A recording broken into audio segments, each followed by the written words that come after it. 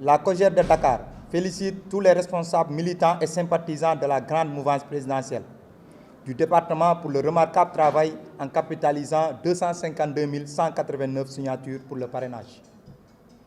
C'est le lieu de féliciter tous les jeunes du département de Dakar qui se sont mobilisés pour collecter le maximum de parrains dans les différentes communes. Nous saluons à cet effet le leadership du président de la République Macky Sall à qui nous renouvelons notre engagement et notre détermination pour lui garantir une majorité absolue au soir du 31 juillet 2022. Nous lançons un appel solennel à toute la famille républicaine de Dakar de sceller l'unité face à ces importants enjeux des prochaines législatives, mais surtout à barrer la route à ces nouveaux types d'opposants anti-républicains qui ne sont omnibulés que par le pouvoir, quel que soit le prix et la manière. La convergence des jeunesses républicaines de Dakar, la COJER de Dakar, profite de cette occasion pour monter au créneau ce samedi 7 mai 2022 afin de porter la République au maire de Dakar, M. Barthélémy Toye Dias. Suite à sa conférence de presse,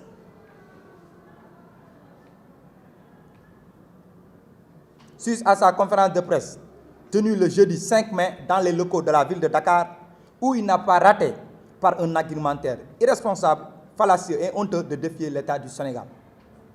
Depuis sa récente élection à la tête de la mairie de Dakar, le sieur présumé assassin de Diaga Diouf ne cesse de poser des actes qui n'ont aucune connivence avec les chartes républicaines. Il a d'abord commencé une chasse aux sorcières aux ex-collaborateurs de la maire sortante Soham Wardini pour mieux dérouler son plan machiavélique de détourner l'objectif de la confiance des Dakarois. Connu comme étant un homme politique sans background intellectuel, le maire Dias a raté le train de l'histoire en boycottant le Forum mondial de l'eau tenu à Dakar le 21 mars 2022 dernier, sous des prétextes bidons et injustifiés. N'est-ce pas un signal que ce sieur a oublié dès la soirée de son élection qu'il doit être un élu au service des Dakarois et non d'une quelconque organisation politique? Son refus catégorique de se conformer à la décision de l'arrêt de la Cour d'appel de Dakar pour la recomposition du bureau municipal pour non-respect de la parité, nous en disons sur ces véritables intentions de ce monsieur. Le décret numéro 220-30 du 8 janvier 2020 fixant les organigrammes types de collectivités territoriales ne prévoit ces postes. Ce que le maire Barth n'ignore, car il a reçu une lettre circulaire qui l'invite à appliquer le dit décret. Les décisions du maire concernant les embauchements non conformes à la réglementation, un virement de crédit nébuleux à hauteur de 2,3 milliards, sa promptitude à réaménager le budget primitif nous rend trop sceptiques.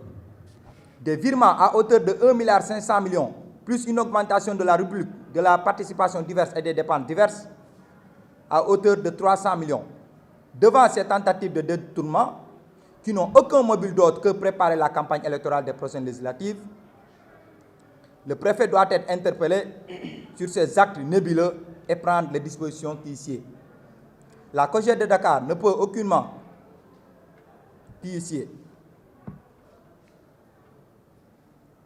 La COJER de Dakar ne peut en être aucunement surpris qu'un redistributeur de la trempe de Barth à son jeu, qui est toujours à son jeu favori, consistant à inventer, à accuser et à salir les bonnes actions du président de la République. Ce n'est peine perdue.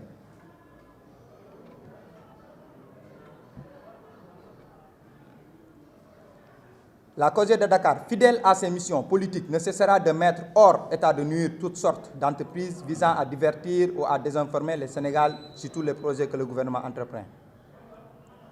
On ne saurait terminer sans féliciter son excellence président de la République pour ce qu'il est en train de faire et mettre en garde le sieur Barthélémy Dias qui doit arrêter ces pratiques qui sont des pratiques peu orthodoxes, qui sont des pratiques anti-républicaines au risque d'une révocation de sa révocation à la tête de la ville de Dakar. Merci.